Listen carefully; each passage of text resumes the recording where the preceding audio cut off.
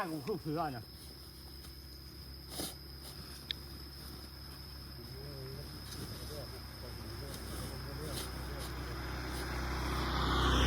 มันแน่น่ะอ๋อเพื่อปีนามั้งเลยวะ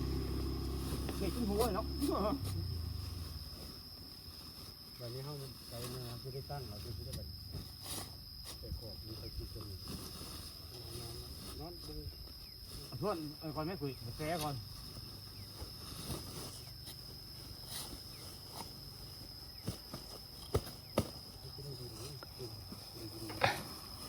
สบายดีจ้าสบายดีพี่น้องสบายดีทุกคนสวัสดีตอนเย็นอยู่ที่ริมทางค่ะพี่น้องมาเบิ่งผลตักดินไป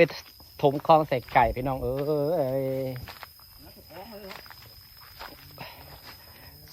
สู้ใส่สอบทรายแล้วคือบ่มีสิทธิ์เจือนอะไรพี่น้องพอสอบทรายมันแน่นอยู่แล้วเฮ็ดบ่ออกเพราะเนาะแถวนี้มันมีเฮ็ดปวกออกเนาะป้าเฮ็ดน่ะเรือน้อยเดียวพี่น้องแนมทะลุอันเลยแนมไปเลยชุดนี้ป้าเฮ็ดปวกเป็นสวนมันสะออนดินฝั่งนี่น่ะสูงนะดินฝั่งคนล่างน่ะต่ำว่ามันสไลด์ลงเลยพี่น้องมันเป็นจังซี่สไลด์ลง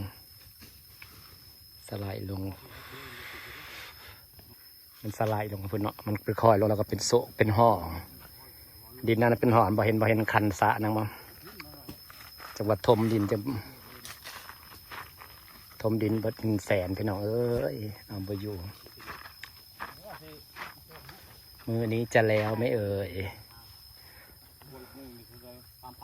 กำลังถ่ายคลิปกำลังยอดวิวกำลังดีทางFacebook ผัดว่าเจือนซับแล้วไปทีมนี้เนี่ยน้องลุมหัวเป็นกระไฟนี่จะกระไฟไว้มันบ่มีผลเลยเนาะซื้อสอบมาสอบใบละ4 บาทพี่น้องสอบในใบละ4 บาท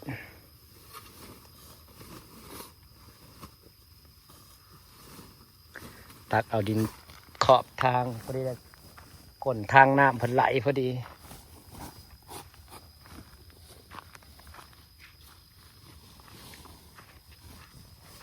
คำสั้นๆที่ความยาวมันมาถึงที่คนมาใส่แล้วมือนี้สิแล้วบ่ได้บ่เป็นตาแล้วพี่น้องเป็นตาแล้ว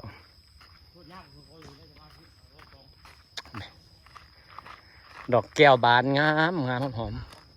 ยังข้ามเมื่อยบ้านเมื่อคืนจะเป็นยังเห็ดมันเห็ดเปิดขึ้นแล้วเมื่อยแล้วพอจะมาเห็ดซุ่มอันนี้ต่อก็บ่ได้เห็ดเสมอยเบิ่งเพิ่นเห็ดอันนี้แล้วจังสิมาเห็ดซุ่มเจ้าของต่อพี่น้อง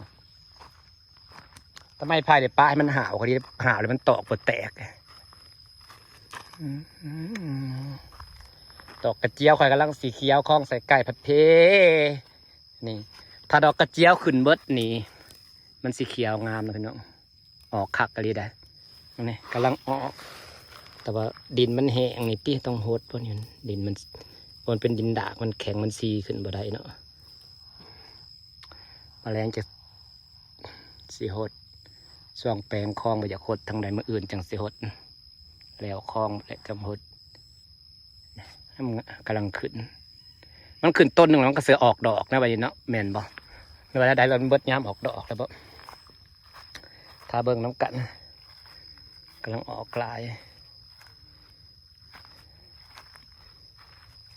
เพิ่นเฮ็ดเวียกแล้วเอาจากสิเอาผ้าแสลงมาขังอันนี้ไว้2 ต้นคำสั้นๆที่ความยาวมันบอกเกินที่ตอนแรกว่าสีถมก็เลยออกความคิดซอยการเฮ็ดจังใดเพิ่นก็เลยว่าเอากระสอบทรายเลี้ยงเอาอยู่หมันคงพร้อม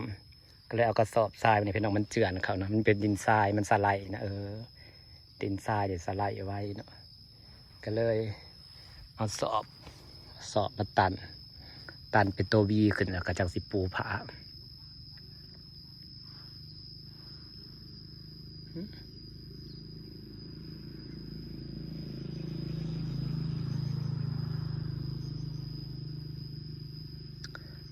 ขาด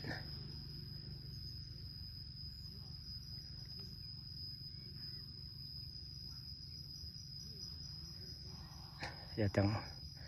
เฮ็ดแล้วจังสีขึงผา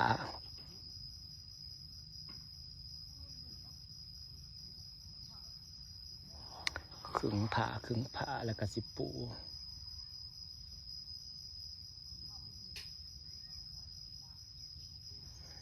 สองสันเนาะ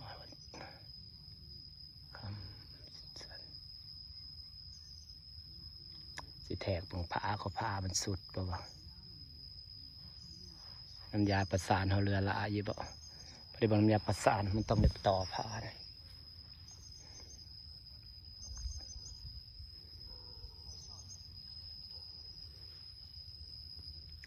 นี่แหละพี่น้องผิดพลาดครั้งใหญ่หลวงก็เลยมาอันนี้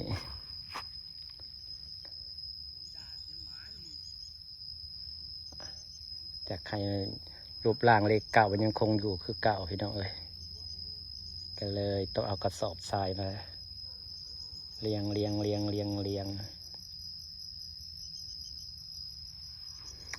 เฮ็ดยังก็ต้องมีผิดพลาดไอ้สิแหละพี่น้องเอ้ยสู่ต่อไปจ้า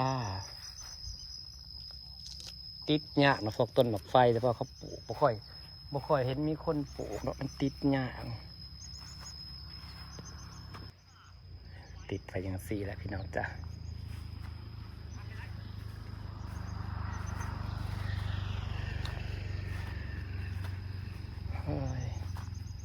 บัดสิเป็นมะพร้าวค่อยกำลังติดนะบ้างอันนี้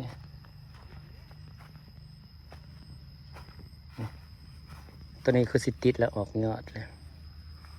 แต่มันกระทันออกยอดคัก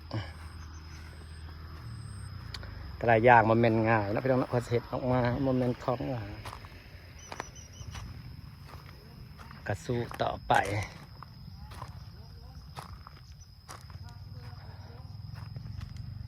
พี่น้องเอ้ยสีฟ้าบรรยากาศไว้ซ้ำนี่แหละจ้าไปเบิ่ง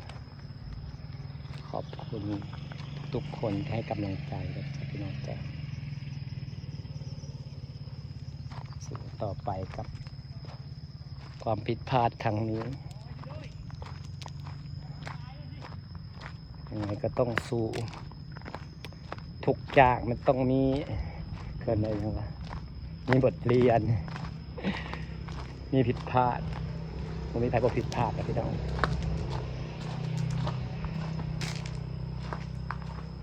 ไปดีเด้อเมื่